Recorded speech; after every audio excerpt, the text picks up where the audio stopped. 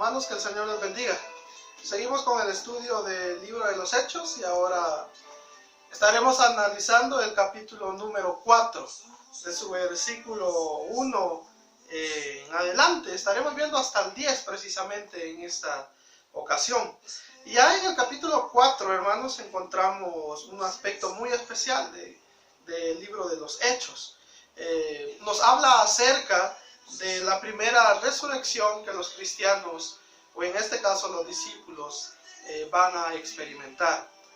Y siendo más preciso, tanto el apóstol Pedro como el apóstol Juan. Ellos, después de haber hecho aquel milagro allá con el cojo en el templo de la Hermosa, si ustedes se recuerdan, ellos empiezan a predicar acerca de Cristo y de este Cristo resucitado, estando allá en el pórtico de Salomón. Pero como que esto no le gusta mucho a las autoridades de aquel entonces, a los líderes religiosos, y empieza una reacción que va en contra de los discípulos, en contra de la enseñanza que ellos estaban dando, ya que ellos no estaban de acuerdo en la propagación del evangelio y mucho menos hablar de aquel hombre del cual el mismo Pedro había dado testimonio de que ellos lo habían matado o lo habían entregado. Entonces ellos empiezan a hablar de esto. En el capítulo 4, si van conmigo, hermanos, en el versículo 1 en adelante, dice de la siguiente manera: hablando ellos al pueblo, vinieron sobre ellos los sacerdotes con el jefe de la guardia del templo y de los saduceos. Ahora entendamos aquí el grupo que se reúne para ir en contra de los discípulos. Eran los mismos que habían estado presentes cuando Jesús tuvo su ministerio. Dice que se reúnen hombres, o sea, los sacerdotes, los jefes del templo, los guardias, pero también este grupo, los saduceos. Y se reúnen en especial los saduceos por la prédica de tanto Pedro como Juan. Recuérdense que Pedro y Juan están predicando no a este Cristo que se quedó enterrado, no a este Cristo que se quedó ahí en la tumba, sino están predicando a un Cristo que ha resucitado victorioso. ¿Por qué no aparecen aquí los fariseos? Porque una de las doctrinas de los fariseos, o una de las enseñanzas de los fariseos, es la resurrección. Los fariseos creían en la resurrección. Ellos sabían que iba a llegar un momento donde resucitarían. Pero los saduceos, ellos no creían en la resurrección. Por eso se unen junto a los sacerdotes, junto a aquellos guardias del templo, para prender a los discípulos, en este caso a Pedro y a Juan. ¿Por qué? Porque ellos estaban en totalmente desacuerdo con ellos con respecto a que podía haber una resurrección de los muertos. Ellos no creían en eso.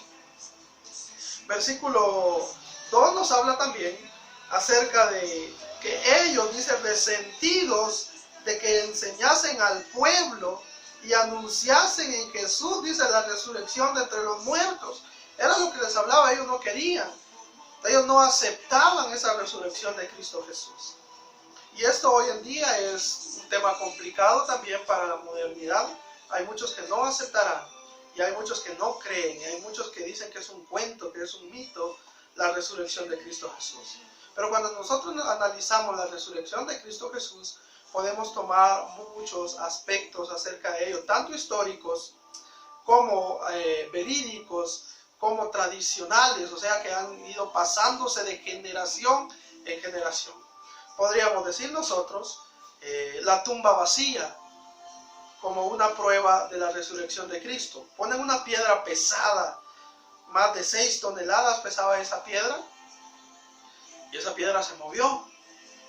Y no fueron los soldados romanos. Entonces fue el poder de Dios.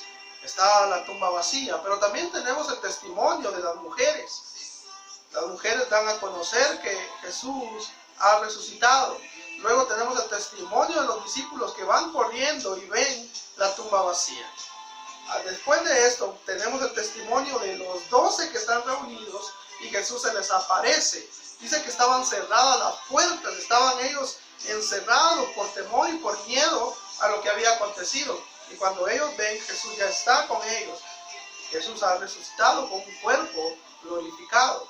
Vemos también el testimonio de Tomás, el incrédulo. No creía, mas él dice que pone sus dedos en las heridas de Cristo resucitado. También podemos ver nosotros ya en el relato de Hechos, en el capítulo 1, según lo muestra Lucas, dice que se les aparece por 40 días. Y Pablo a los Corintios dice que a más de 500. Es impresionante como la resurrección tiene aspectos verídicos y aspectos reales también.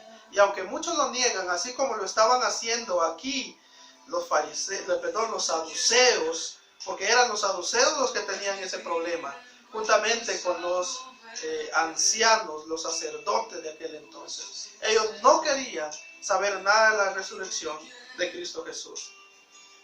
Dice, y les echaron mano, dice el versículo 3, y los pusieron en la cárcel hasta el día siguiente, porque era ya tarde. Entonces aquí vemos que la persecución para los primeros discípulos de nuestro Señor Jesucristo se da a consecuencia de la predicación de Cristo resucitado, porque eso era una verdad que no querían admitir las autoridades religiosas de aquel entonces. Entonces el Cristo resucitado siempre traerá problemas a la cristiandad. ¿Por qué? Porque el mundo no lo va a entender, porque el mundo no lo quiere entender ni lo quiere aceptar. Y nosotros que sí lo creemos, tendremos dificultades a la hora de transmitir esa verdad.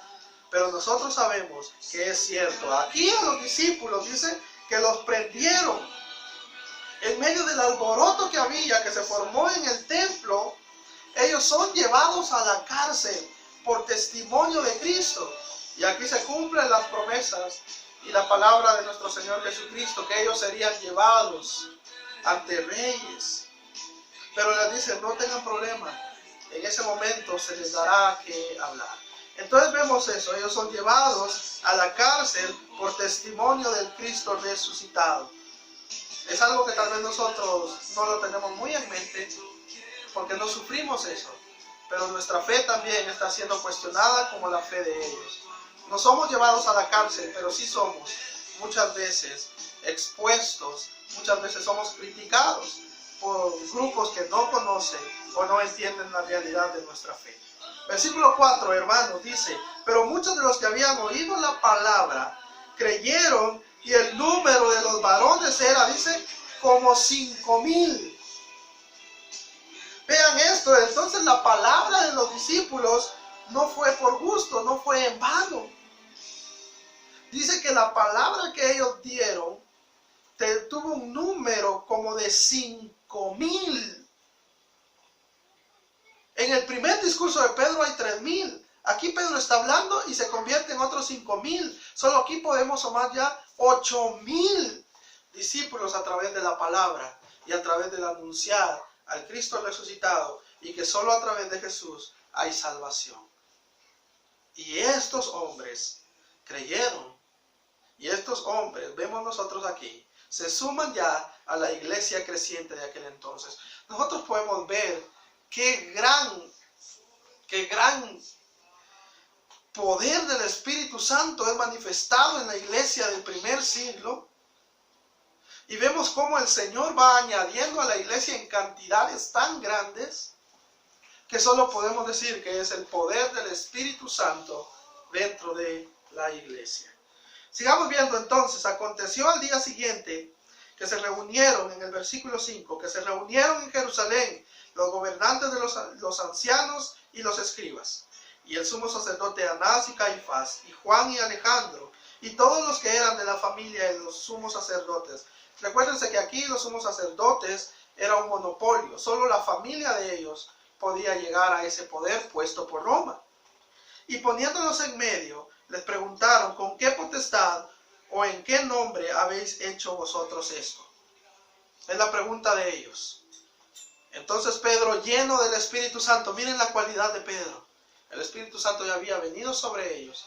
El dominio, el control del Espíritu Santo sobre la vida de Pedro en aquel momento era grande. Y dice que Pedro, lleno del Espíritu Santo, les dijo, gobernantes del pueblo y ancianos de Israel, puesto que hoy se nos interroga acerca del beneficio hecho a un hombre enfermo, dice, o sea, aquel paralítico, de qué manera éste haya sido sanado. Lo que ellos querían saber era cómo lo habían sanado. Y Pedro dice, ¿se nos interroga por eso? ¿Se nos va a acusar por hacer un bien a una persona? ¿Ustedes quieren saber por qué lo hicimos, por qué lo sanamos? Es la respuesta de Pedro. Sea notorio, dice entonces, a todos vosotros y todo el pueblo de Israel, que en el nombre de Jesucristo de Nazaret, a quien vosotros crucificasteis y a quien Dios resucitó de los muertos, por él este hombre está en vuestra presencia sano. Y Pedro aquí lanza el mensaje evangelístico a estos hombres. Les dice, ¿quieren saber de dónde viene ese poder? Pues ese poder viene, ¿de quién viene ese poder? De Jesucristo de Nazaret, a quien vosotros habéis crucificado, pero que también ha resucitado. Y ese es el mensaje central del capítulo 4 en sus primeros 10 versículos. Jesús ha resucitado y Jesús está con su iglesia en medio de la persecución y en medio de la adversidad. Que el Señor les bendiga, hermanos. Seguiremos meditando en la palabra del Señor en la próxima ocasión.